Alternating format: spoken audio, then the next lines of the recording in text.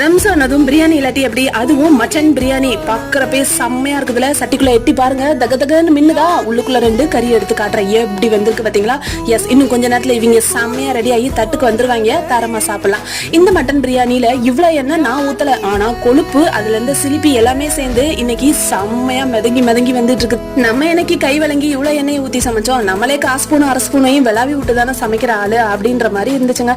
Mutton பூ போல வெந்திருந்தது. அதுக்காக மட்டன் சூப்பர் சொல்ல மாட்டேன், நான் தான் அந்த மட்டனை 7-8 விசில் வேக வச்சேன்.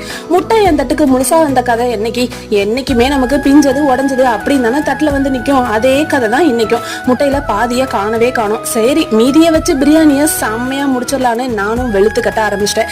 அப்படியே கறியோட ஒரு வாய், வெங்காயத்தோட மறுவாய், முட்டையோட 3வது வாய் அப்படின்னு சாப்பிடவங்களையும் மறுபடியும் கறி தொண்டே கைக்கு சிக்குது. நான் என்ன பண்ணட்டும், சாப்பிட வேண்டியது தானே என் வேலை. சாப்பிட்டுக்கிட்டே உங்களுக்கு ரம்ஜான் வாழ்த்துக்களையும் சொல்லிக்கிறேன். ஹாப்பி ரம்ஜான்.